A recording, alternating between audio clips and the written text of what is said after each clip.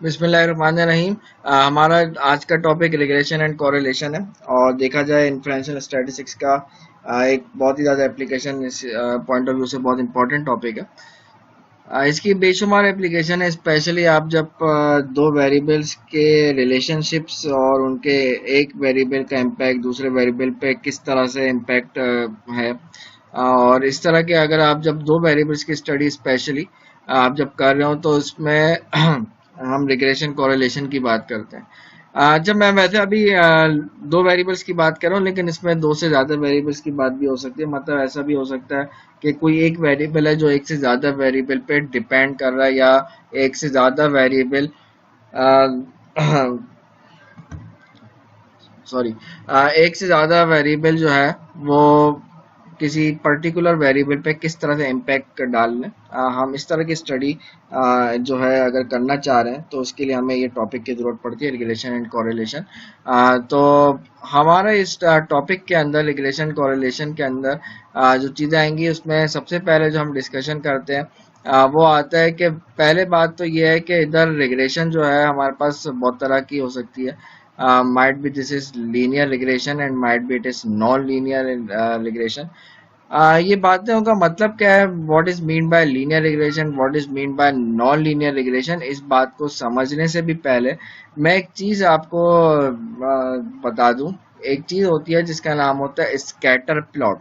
हम सबसे पहले काम ये करते हैं कि हमारे पास जब दो वेरिएबल्स दिए जाएंगे, हम अभी जो बात करने जा रहे हैं, जैसे मैंने अभी आपसे कहा है कि ऐसा भी हो सकता है कि आपके पास एक डिपेंडेंट वेरिएबल हो और एक इंडिपेंडेंट वेरिएबल हो, और ऐसा भी हो सकता है डिपेंडेंट वेरिएबल एक ही हो लेकिन एक से ज़्यादा इंडिपेंडेंट वेरिएबल हो। लेकिन पर्टिकुलरली हम जो आज के लेक्चर में डिस्कशन करेंगे वो डिस्कशन ये करेंगे जब हमारे पास when there is only one independent variable. तो उसको हम कहते हैं सिंपल रिग्रेशन। तो हम इसमें सबसे पहले जो डिस्कशन करते हैं वो स्कैटर डायग्राम बनाते हैं, और स्कैटर डायग्राम ये हमें बताती है कि दोनों वेरिएबल्स का जो रिलेशनशिप है, जब आपका इंडिपेंडेंट वेरिएबल चेंज हो रहा है तो डिपेंडेंट वेरिएबल किस ट्रेंड पे चेंज हो रहा है, मतलब वो लीनियर ट्रेंड है उसके अंदर या नॉन लीनियर ट्रेंड है। तो ये हमें स्कैटर डायग्राम से पता चलता है। अब स्कैटर डायग्राम बताते हैं कैसे, जस्ट जिस तरह से पॉइंट्स की प्लॉटिंग करते रहे हैं आप लोग ग्राफ के अंदर, बिल्कुल सेम उसी तरह से इसमें भी आप काम करते हैं स्कैटर प्लॉट के अंदर। तो अब मैं अब उसको डिस्कस करता हूँ। तो स्कैटर डायग्राम के लिए एक डेटा ले लेते हैं। एक रैंडम सा मैं एक डेटा बनाता हूँ, बताता हूँ आपको, और उसका फिर हम स्कैटर डायग्राम बनाते हैं कि स्कैटर डायग्राम देखते हैं बनती किस तरह से। एक डेटा ले लेते हैं पहले इसका।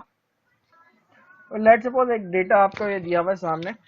इस डेटा का हम स्कैटर डायग्राम बनाते हैं। ये आप देख सकते हैं कि ये x is independent variable and y is dependent variable. तो इसमें स्कैटर डायग्राम बनाते में हम करते ये हैं कि on x axis independent variable लिया जाता है और ऑन वाई एक्सिस आप डिपेंडेंट वेरिएबल लेते हैं।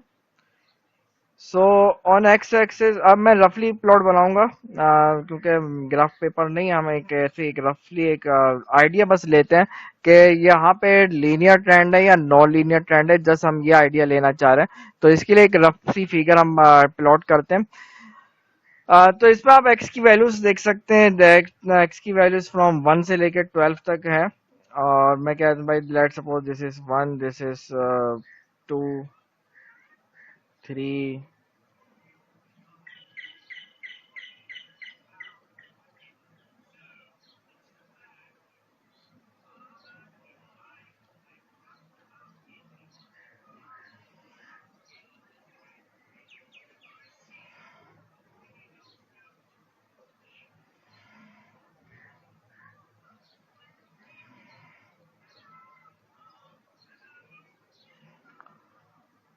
अच्छा, y की वैल्यूज अगर आप देखें तो y की वैल्यूज आर फ्रॉम 1 से स्टार्ट हो रही है और 12 तक जा रही है।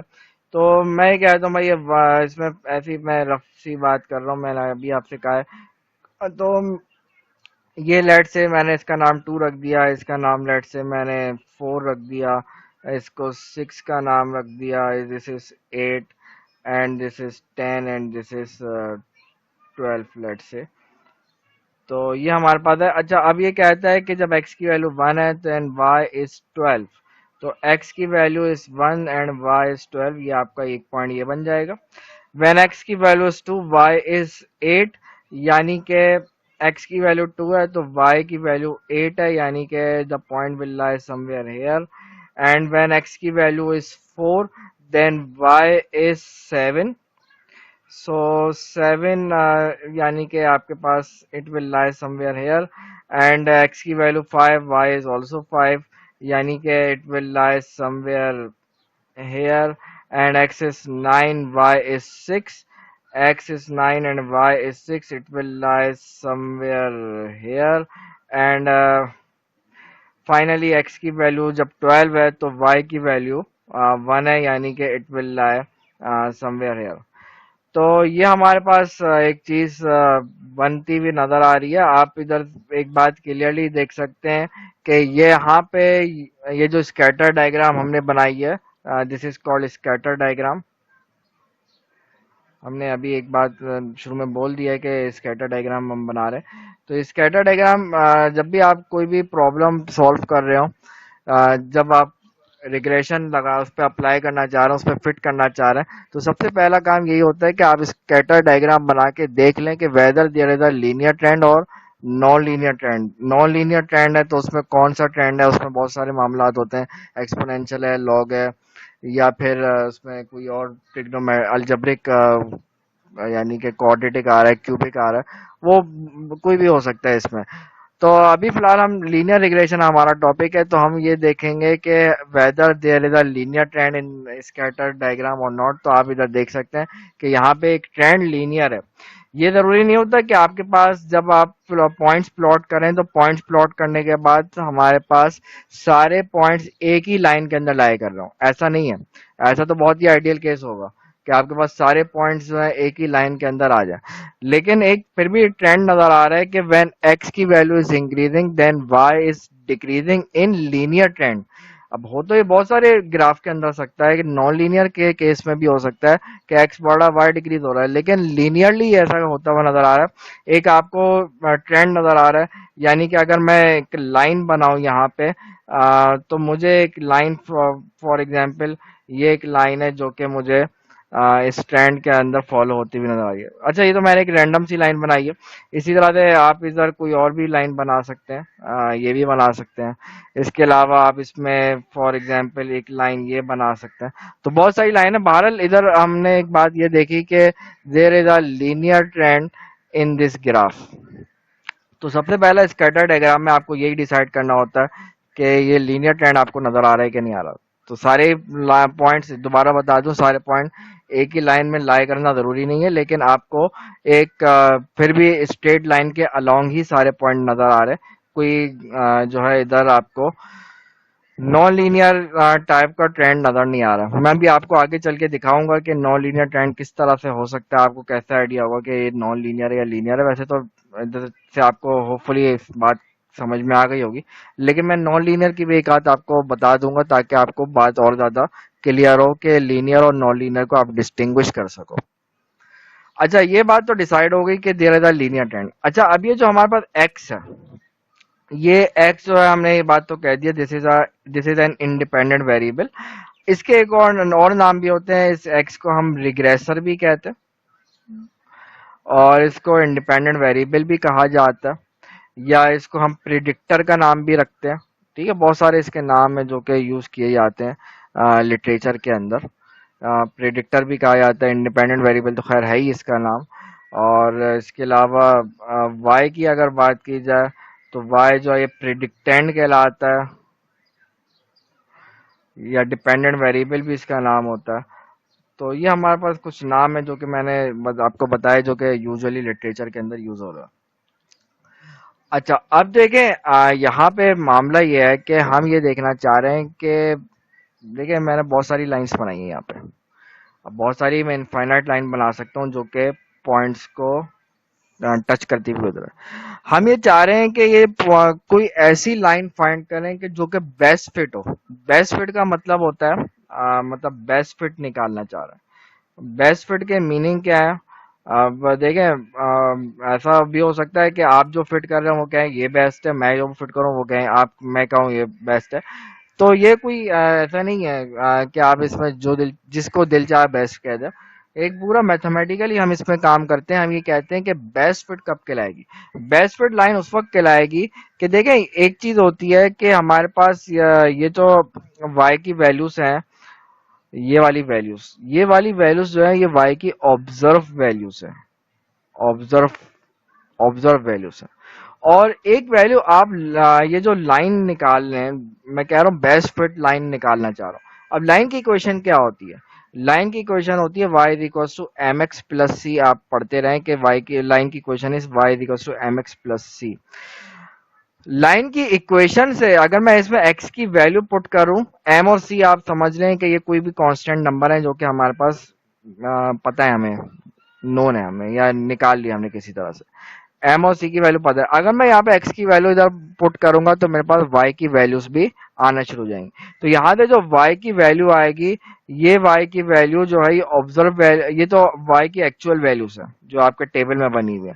और यहाँ पे जो वाई की वैल्यूज आएंगी ये आपके पास प्रिडिक्टेंट वैल्यूज, यानी कि हमारे पास रिग्रेशन इक्वेशन से, इसको रिग्रेशन इक्वेशन भी कहा जाता है, रिग्रेशन इक्वेशन से हमारे पास ये वैल्यूज आएंगी। तो लाइन की इक्वेशन से एक वैल्यू आएगी, एक वैल्यू आपके पास ऑब्जर्व वैल्यू है।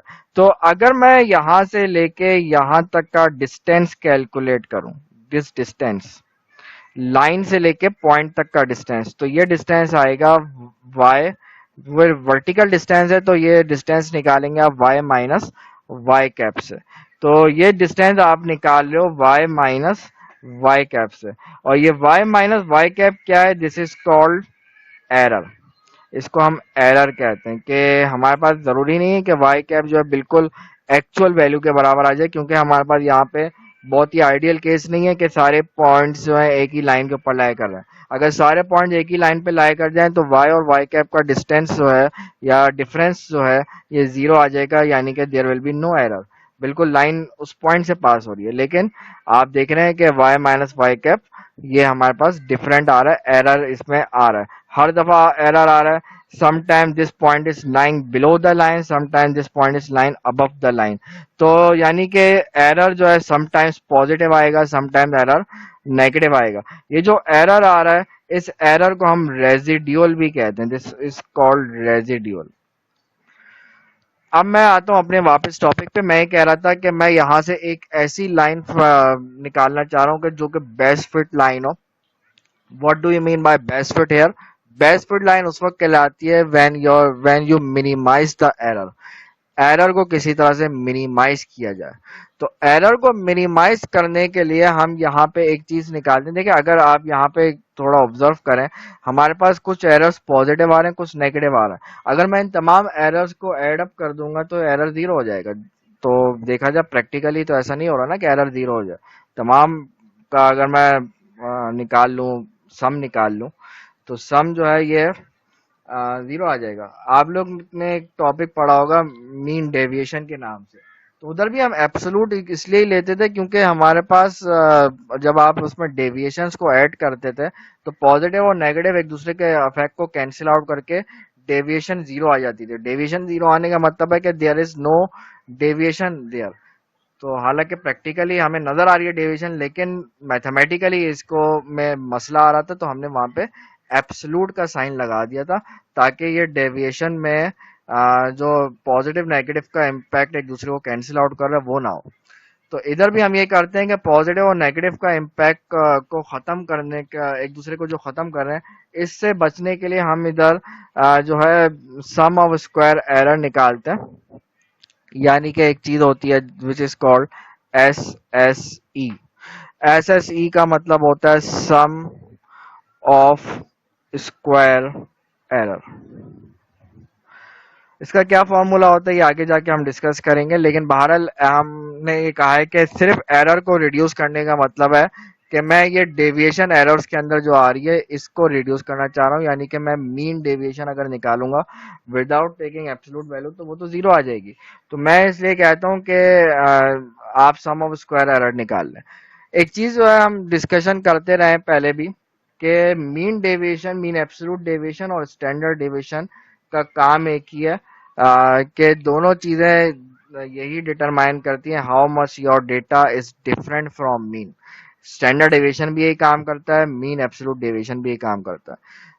स्टैंडर्ड डेविएशन को स्टैंडर्ड इसलिए कहते हैं क्योंकि चीजों को पॉजिटिव करने का स्टैंडर्ड तरीका यही होता है कि आप उसको स्क्वायर ले लें। तो इधर भी यही है कि आप तमाम डिफरेंसेस का स्क्वायर लेके उसका सम कर देते हैं, तो this is called sum of square error. ये एक तरीके का स्टैंडर्ड डेविएशन ही होता है।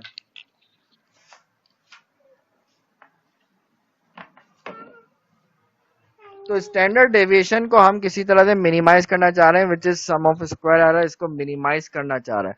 तो जब मैं इसको इस मिनिमाइज करूंगा कुछ ऑप्टिमाइजेशन टेक्निक्स यहाँ पे यूज करके, इसको जब मैं मिनिमाइज कर लूंगा तो मेरे पास जो लाइन की इक्वेशन बनेगी आफ्टर मिनिमाइजिंग दिस एरर, मैं इसको किसी तरह से क्या करना चाह रहा हूँ, मिनिमाइज करना है इस सम ऑफ स्क्वायर एरर को, इसको मिनिमाइज करना हमारा ये टारगेट है। मैं यहाँ पे इसकी डेरिवेशन पे नहीं जाऊंगा क्योंकि यहाँ पे इसके लिए कैलकुलस आपको आनी जरूरी है।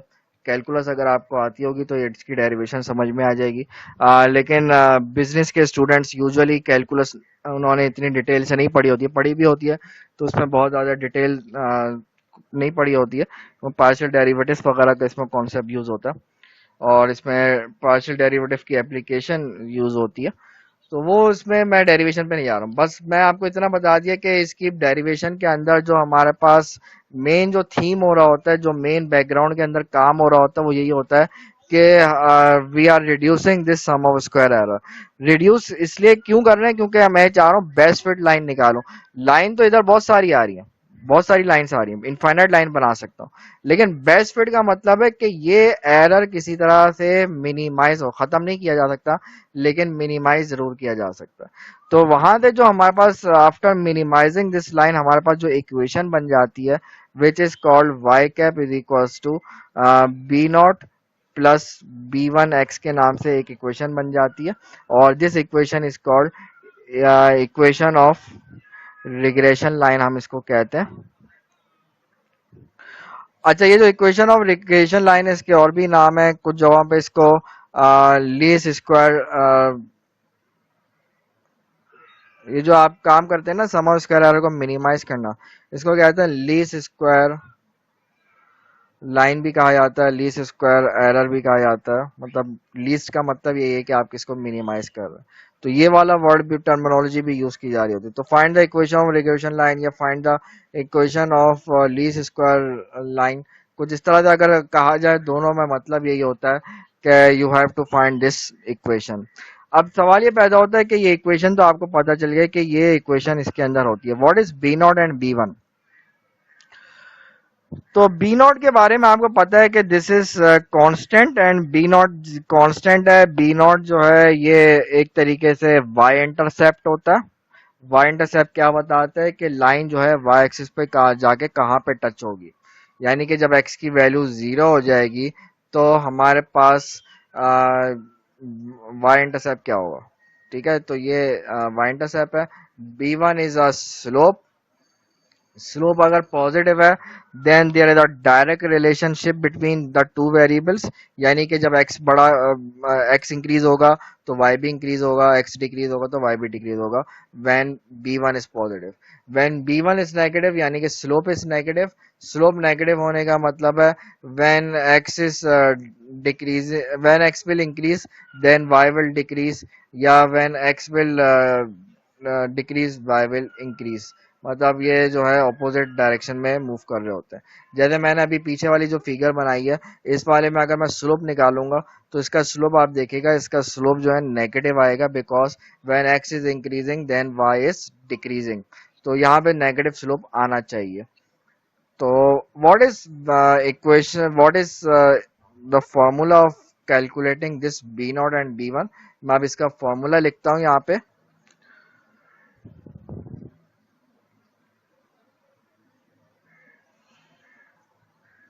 अब what is s mean by s x Y and S x x, अभी मैं बताता हूँ आगे जाके।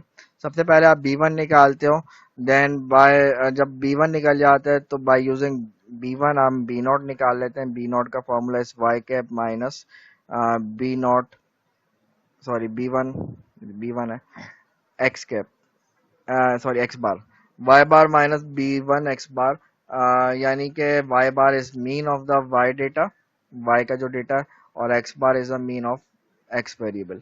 और what is X x Y and S x X, ये वेरिएंसेस हैं। एस एक्स वाई एक तरीके का कोवेरियंस है, और एस एक्स वाई का formula is summation X I Y I minus summation X I multiply by summation Y I divided by N. ये divide का ख्याल रखेगा, डिवाइड बाय एन जो है ये सिर्फ सेकंड टर्म के साथ है। सिमिलरली एस एक्स एक्स की बात करें, इसका फॉर्मूला है समीशन एक्स आई का square minus summation X I का होल स्क्वायर। इन दोनों का डिफरेंस होपफुली आपको पता होगा, समीशन एक्स आई स्क्वायर और समीशन एक्स आई का होल स्क्वायर। इधर पहले आप तमाम ऑब्जर्वेशंस का सेपरेटली स्क्वायर लेंगे, देन उसका सम लेंगे, और इधर मतलब है कि आप पहले सम ले लें तमाम ऑब्जर्वेशंस का, देन उसका स्क्वायर लें। दोनों चीजों में फर्क है। ये वेरिएंस है वेरिएबल एक्स के अंदर, और एस एक्स वाई का मतलब है कोवेरिएंस, यानी कि जब एक वेरिएबल चेंज हो रहा है तो उसकी वजह से दूसरे वेरिएबल में क्या चेंजेस आ रही हैं, इसको हम कोवेरिएंस का नाम देते हैं। तो ये हमारे पास इक्वेशन है बी नॉट और बी वन की। आपको जस्ट इस इक्वेशन में देखा जाए कोई खास मुश्किल काम नहीं है। अगर मैं पीछे वाले डेटा के ऊपर ही थोड़ी सी पूरा मैं एग्जांपल सॉल्व नहीं करूंगा, थोड़ा सा अगर मैं वर्किंग अगर मैं वाइज कर रहा हूँ, तो आपके पास होगा ये कि एक तो टेबल में एक्स का टेबल दिया कॉलम दिया होगा, एक आपको वाई का कॉलम दिया होगा। इसमें आप अकॉर्डिंग टू द फॉर्मूलाज हमें क्या क्या चीजें रिक्वायर्ड है। आपको ये जो एक्स का कॉलम दिया हुआ है, इस एक्स के कॉलम से आपके पास एक्स बार निकाल सकते हो आप, इसी कॉलम से आप समीशन एक्स आई निकाल सकते हो, ठीक है ना, मतलब सबका सम निकाल लोगे। इसी तरह से y का कॉलम है, y के कॉलम से आप y बार भी निकाल सकते हो, आप समीशन y आई भी निकाल सकते हो। इसके अलावा फॉर्मूलाज के अंदर आपको एक चीज और रिक्वायर्ड है, which is x multiply by y। मतलब इन इस दोनों ऑब्जर्वेशंस का आप मल्टीप्लाई करते जाएं तमाम ऑब्जर्वेशंस को, तमाम पेयर्स को मल्टीप्लाई करने के बाद आप उनको कर दें add, which is called summation X I Y I. इसके अलावा एक कॉलम इसके अंदर और बनाओगे आप सोल्यूशन में, जब आप रिग्रेशन इक्वेशन निकाल लोगे, which is x I square. X I square का मतलब है तमाम एक्स की जो ऑब्जर्वेशन है उनका स्क्वायर निकालते जाए, और उसको आप कर दें add, which is called summation X I का स्क्वायर। तो बस ये सारी चीजें आपके पास रिकॉर्ड है। एन क्या है, टोटल नंबर ऑफ ऑब्जर्वेशन, इसको काउंट कर लें, कितनी ऑब्जर्वेशन से काउंट कर लें एन आ जाएगा। तो सारी चीजें आ गई हैं, तो फिर आपके पास S x Y S x X भी निकल जाएगा, वाई बार एक्स बार आप लोग निकाल चुके हैं इधर से ही। और वेदर कैलकुलेटर डायरेक्ट काम भी हो जाता है, अगर आप लोग को कैलकुलेटर का इतनी नो हाउ है तो कैलकुलेटर से डायरेक्ट भी ये चीज़ें निकाली जा सकती हैं। डायरेक्ट पूरा डेटा आप कैलकुलेटर को दे दो, वो सारी चीज़ें आपको कैलकुलेट करके दे देता है। तो जब ये सारी चीज़ें कैलकुलेट हो जाए, तो आप just put the values, get the answer and get the equation of regression line. अब जब लाइन के रिग्रेशन इक्वेशन ऑफ लाइन जब निकल जाए, उसके बाद आपसे क्वेश्चन में कभी कभार ये भी पूछता है कि फॉर एग्जांपल आपने कहीं पे रिग्रेशन इक्वेशन निकाली। मैं एक ऐसे एग्जांपल ले रहा हूँ, y y cap is equals to, एक ऐसी मैं एग्जांपल ले रहा हूँ, मैं ये नहीं कह रहा कि पीछे वाले का वो है इसमें काम, -3 प्लस 1.75x। ये एक ऐसी एग्जांपल है, फॉर एग्जांपल ये मैंने लिया है। अब मैं आपसे कहूं कि देखो बात तो गौर से सुनिएगा कि व्हेन x की value is this find y bar, when x is let's suppose मैं कह रहा हूँ 3, फोरकास्ट वैल्यू ऑफ y, मतलब ये जो रिग्रेशन इक्वेशन है एक तरीके से फोरकास्टिंग का काम भी कर सकती है। जो वैल्यू एस्टिमेशन कह लें, फोरकास्टिंग कह लें, एक्सपेक्टेशन क्या है या एक्सपेक्टेड वैल्यू निकाल सकते हैं आप। एक वैल्यू आपको दी हुई है एक वेरिएबल की, दूसरे वेरिएबल की वैल्यू, जस्ट वैल्यू पुट करें इधर से, और वाई इंडिपेंडेंट वेरिएबल की वैल्यू निकाल, सॉरी डिपेंडेंट वेरिएबल की वैल्यू आप निकाल सकते हैं। यानी कि -3 प्लस 1.75 टाइम्स ऑफ 3 निकाल लें, ये यहाँ से आपको y की फोरकास्टेड यानी कि एस्टिमेटेड या एक्सपेक्टेड वैल्यू आपको मिल जाएगी। तो एक तरीके से रिग्रेशन का जो काम है, एक फायदा ये होता है रिग्रेशन को निकालने का। इक्वेशन निकाली, लोग पूछते हैं सर रिग्रेशन इक्वेशन निकाली फायदा क्या। इसका एक फायदा ये, सबसे बड़ा फायदा इसका यही है कि बाय यूजिंग रिग्रेशन, अगर आपने रिग्रेशन इक्वेशन निकाल ली तो उसके यूज करते हुए आप एक तरीके से फोरकास्टिंग कर सकते हैं। बिल्कुल एग्जैक्ट आंसर नहीं आएगा, ऐसी बात है, एरर्स है। हम शुरू में ही बात करते रहे कि स्टैटिस्टिक्स जो है एग्जैक्ट साइंसेस नहीं होती। इसमें हम हाइपोथेसिस में भी क्या देते हैं, एरर बिल्कुल खत्म नहीं हुआ लेकिन रिड्यूस हमने कर दिया। इधर भी ये किया कि एरर को मिनिमाइज कर दिया, खत्म हमारे पास नहीं हुआ। तो बहरहाल फोरकास्टिंग इससे की जा सकती है। अब ये डिपेंड करता है कि आपका जो फिट है वो कितना बेस्ट फिट है, और दोनों वेरिएबल्स में रिलेशनशिप कितना स्ट्रांग है, उस हिसाब से आपकी फोरकास्टिंग डिपेंड करेगी। तो ये तो हो गई इक्वेशन ऑफ रिग्रेशन लाइन। आपसे एक क्वेश्चन जो पूछा जाता है अमूमन, एक तो ये होता है कि देखो क्वेश्चन की भी अगर बात एक लम्हे के लिए छोड़ा, अगर आप कभी कोई प्रैक्टिकली कोई काम कर रहे हैं तो सबसे पहला काम ये किया करें, लोग ये समझते हैं कि जब दो वेरिएबल्स की बात हो गई ना, एक वेरिएबल एक्स दे दिया एक वेरिएबल वाई दे दिया, तो आंखें बंद करके वो रिग्रेशन इक्वेशन निकाल लेते हैं। ये कॉन्सेप्ट बिल्कुल गलत है। सबसे पहला काम तो आपको ये करना है कि स्कैटर डायग्राम बना के ये डिसाइड करना है कि वाकई वहां पे लीनियर फिट वहां पे किया भी जा सकता है नहीं किया जा सकता। अगर लीनियर ट्रेंड है वहां पे, एक्स और वाई के दरमियान लीनियर ट्रेंड नजर आ रहा है, तो फिर आप रिग्रेशन इक्वेशन पे आप मूव करेंगे, वरना नहीं करेंगे। लोग अमूमन ये करते हैं, चाहे वो देखे बगैर आंखें बंद करके बस एक्स वेरिएबल देखा वाई वेरिएबल देखा रिग्रेशन लगा दी। गलत कॉन्सेप्ट है, इसका ख्याल रखें। पहले स्कैटर बनता है, आप चाहे कभी भी कोई प्रोजेक्ट बना रहे हैं सबसे पहले स्कैटर बनाएगा, और स्कैटर से आपको आइडिया हो जाए उसके बाद जो है रिग्रेशन इक्वेशन की तरफ जाएगा, और आफ्टर फाइंडिंग रिग्रेशन इक्वेशन यहाँ पे फोरकास्टिंग का काम किया जा सकता है। Okay, next topic is correlation. Correlation के नाम से पता चल रहा है कि ये जो है बात कर बताता है कि what is the relationship between the two variables, how two variables are depending, मतलब एक दूसरे के ऊपर किस तरह से डिपेंड कर रहे हैं वेरिएबल्स। तो कोरिलेशन जो है ये बताता है कि जब एक वेरिएबल यानी कि इंडिपेंडेंट वेरिएबल में चेंजेस आ रही हैं तो डिपेंडेंट वेरिएबल में किस हद तक चेंजेस आएंगी, कितना स्ट्रॉन्ग रिलेशनशिप है। मतलब रिलेशनशिप की स्ट्रेंथ, दो वेरिएबल्स के रिलेशनशिप की स्ट्रेंथ निकालनी हो तो उसके लिए कोरिलेशन निकाला जाता, कोरिलेशन कोफिशिएंट निकाला जाता है। इसका पूरा नाम ये भी होता है पियर्सन्स कोरिलेशन कोफिशिएंट भी कहते हैं। पियर्सन बेसिकली एक स्टैटिस्टिशियन था, उसके नाम के ऊपर है, तो इसको पियर्सन्स कोरिलेशन कोफिशिएंट का नाम भी दिया जाता है। तो व्हाट इज कोरिलेशन कोफिशिएंट, इसका भी फॉर्मूला अगर हम देखें,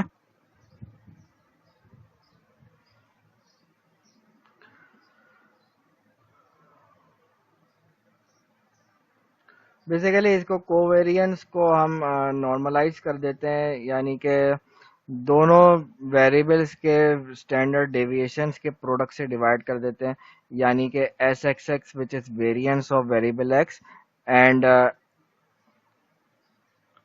S y y which is variance of variable y, उसका रूट ले लेंगे तो स्टैंडर्ड डेविएशन हो जाता है। हमने वो पीछे फॉर्मूला ऑलरेडी इनके लिख चुके हैं, एस एक्स वाई और एस एक्स एक्स और एस वाई वाई के फॉर्मूले ऑलरेडी हमने लिख लिए। ये यहाँ से हमारे पास कोरिलेशन आएगी। कोरिलेशन कोफिशिएंट को हम यूजुअली आर, स्मॉल आर से रिप्रेजेंट करते हैं, और जब पॉपुलेशन के कोरिलेशन की बात की जाती है तो उसको सिंबल रॉ से रिप्रेजेंट किया जाता है, विच इज कॉल्ड रॉ। ये पॉपुलेशन का कोरिलेशन के लिए ये सिंबल यूज किया जाता है। आप पीछे देखते रहें कि पॉपुलेशन के पैरामीटर के लिए हम कोई और सिंबल यूज करते हैं, और सैंपल के लिए हम कोई और सिंबल यूज करते हैं। तो सैंपल कोरिलेशंस के लिए हम स्मॉल आर यूज करते हैं। आप जब कोरिलेशन निकालते हैं, वैसे तो देखा जाए कोवेरियंस और कोरिलेशन में कोई फर्क नहीं है, मतलब इंटरप्रिटेशन दोनों की एक ही होती है। कोवेरियंस का काम भी यह है कि जब इंडिपेंडेंट वेरिएबल चेंज हो रहा है तो डिपेंडेंट वेरिएबल में किस तरह की चेंजेस आ रही है। कोरिलेशन भी यही काम कर रहा है। तो कोरिलेशन क्यों निकालना पड़ता है, देखें एक बात जहन में बिठा ले। होता यह है कि यूजुअली हमारे पास जब दो वेरिएबल्स दिए हुए उन दोनों वेरिएबल्स का यूनिट डिफरेंट है, फॉर एग्जांपल मैं प्रेशर और टेम्परेचर का रिलेशनशिप देख रहा हूँ, दोनों का यूनिट डिफरेंट है, प्रेशर का यूनिट और टेम्परेचर का यूनिट डिफरेंट है। तो जब दोनों दो वेरिएबल्स का यूनिट डिफरेंट हो तो उस वक्त हम कोरिलेशन कोफिशिएंट यूज करते हैं। और अगर हमारे पास दोनों वेरिएबल्स का यूनिट सेम हो जाए, यानी कि उसको एक तरीके से आपके पास ऑलरेडी नॉर्मलाइज्ड वेरिएबल्स हो, तो उस वक्त आप कोवेरियंस भी निकाल लें तो कोई फर्क नहीं पड़ता है, क्योंकि कोवेरियंस और कोरिलेशन फिर एक ही चीज बन जाती है अगर वेरिएबल्स जो हैं नॉर्मलाइज्ड हैं ऑलरेडी। तो यूजुअली हम यही काम जहन में बिठा लें कि अगर आपके पास दो वेरिएबल्स का यूनिट सेम है तो आप कोवेरियंस यूज कर लें आफ्टर नॉर्मलाइजिंग द वेरिएबल्स। और अगर ऐसा नहीं है तो कॉरिलेशन निकालें, यूनिट डिफरेंट है कॉरिलेशन निकालें। आप जब कॉरिलेशन निकाल दें दो वेरिएबल्स के दरमियान, तो कॉरिलेशन की जो वैल्यू आती है वो -1 और 1 के बिटवीन आती है। -1 भी वैल्यू हो सकती है एग्जैक्टली, और 1 भी हो सकती है। अब यहाँ से मैं आपको कुछ पॉइंट्स बता रहा हूँ, उसको जहन में अच्छी तरह बिठा लें। मैं वर्बली बता रहा हूँ, आप लोग इसको अच्छी तरह से सुन लीजिए, और जब आप ये लेक्चर्स देखें तो इसको अपने पास नोट डाउन भी कर लीजिएगा, जहन में नोट डाउन कर लें, कॉपी पे नोट डाउन कर लें। बात को कॉन्सेप्ट को समझना जरूरी है, क्योंकि इंटरप्रेट करना, कोरिलेशन निकालना तो कोई इतना इशू है ही नहीं, सिंपल सा फॉर्मूला है इसका, लेकिन इसको इंटरप्रेट करना बहुत इंपॉर्टेंट चीज होती है। देखें, हमारे पास दो टर्मिनोलॉजीज होती हैं, एक होती है स्ट्रॉन्ग रिलेशन या स्ट्रॉन्ग कोरिलेशन, एक होती है वीक रिलेशन या वीक कोरिलेशन। तो स्ट्रॉन्ग कोरिलेशन उस वक्त कहलाती है जब हमारे पास कोरिलेशन की वैल्यू 1 या -1 के दरमियान है।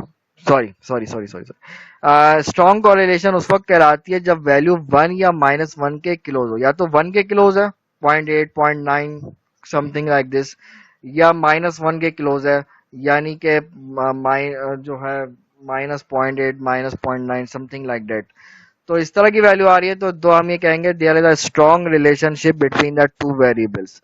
और जब हमारे पास केस इस तरह का है कि कोरिलेशन की जो वैल्यू है वो 0 के क्लोज है, क्योंकि -1 से 1 के दरमियान है ना, तो 0 भी आएगा बीच में। तो अगर कोरिलेशन की वैल्यू छोटी है, 0 के क्लोज है, तो आप कहेंगे कि there is a no relationship, या हम ये कहेंगे कि वीक रिलेशनशिप है दोनों वेरिएबल्स के दरमियान।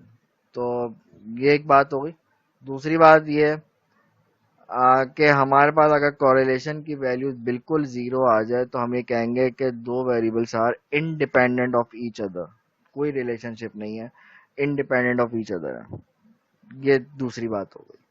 तीसरी बात तीसरी बात ये है कि यहाँ पे पॉजिटिव और नेगेटिव साइन क्या शो कर रहा है। ऊपर जब मैंने रिग्रेशन इक्वेशन आपको डिस्कस की थी उसमें मैंने स्लोप के बारे में बताया था, स्लोप पॉजिटिव और नेगेटिव क्या रोल प्ले कर रहा है, वही रोल यहाँ पे भी है। अगर कोरिलेशन पॉजिटिव है then there is a direct relationship between the two variables, यानी कि जब x बढ़ेगा तो y भी बढ़ेगा, x डिक्रीज होगा तो y भी डिक्रीज होगा।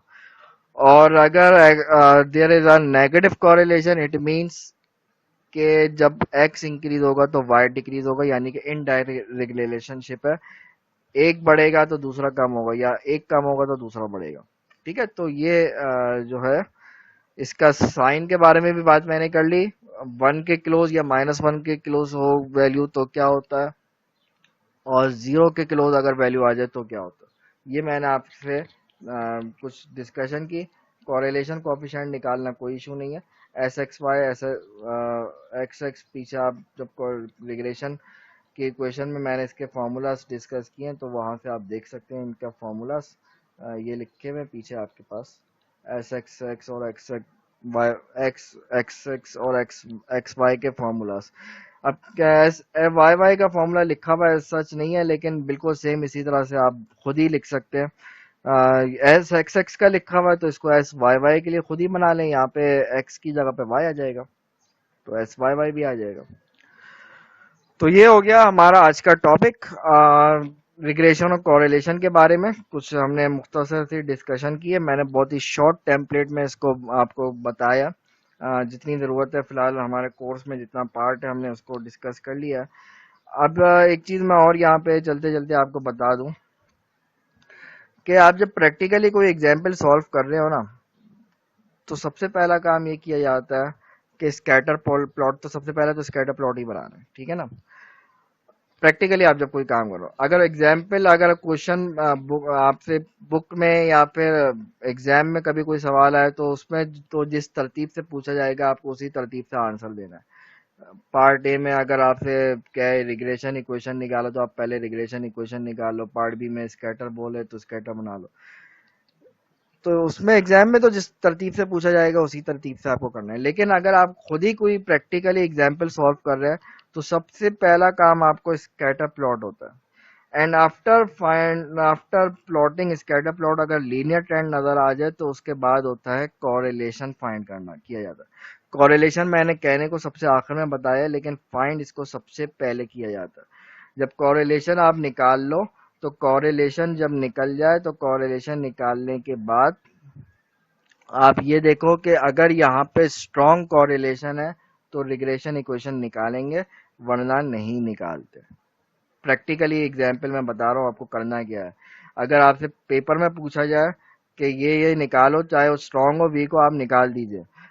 पेपर में पूछा जाए या बुक में पूछा जाए, लेकिन अगर आप प्रैक्टिकली कोई काम कर रहे हो उस वक्त मैं बता रहा हूँ तो क्या करना है, कॉरिलेशन निकालें, अगर स्ट्रांग है तो फिर रिग्रेशन इक्वेशन निकालें, वरना फिर छोड़ दें। बोलते हैं वीक रिलेशनशिप है तो रिग्रेशन इक्वेशन फाइंड करना नॉनसेंस है। यहाँ पे निकल तो जाएगी, हमेशा निकल जाती है रिग्रेशन इक्वेशन का फॉर्मूला, कभी भी लगाएं चाहे वो रिलेशनशिप नहीं भी हो निकल जाएगी इक्वेशन, लेकिन नॉनसेंस बात है वहां पे। अच्छा, जब कोरिलेशन स्ट्रांग है उसके बाद रिग्रेशन इक्वेशन निकाल लें, और फिर आप रिग्रेशन इक्वेशन जब निकल जाए तो उसको यूज करके आप डिपेंडेंट वेरिएबल की फोरकास्टिंग के लिए यूज कर सकते हैं रिग्रेशन इक्वेशन को। तो ये हमारा फिलहाल आज का टॉपिक है। आज रिग्रेशन कोरिलेशन टॉपिक था हमारा। एग्जाम्पल मैंने आपको वैसे ऐसा यूं सॉल्व नहीं की, लेकिन देखा जाए ये जो मैंने यहाँ पे टेबल बनाया हुआ है इससे आप लोग होपफुली बात समझ गए होंगे। ठीक है, तो फिलहाल आज के लिए इतना ही है। Thank you.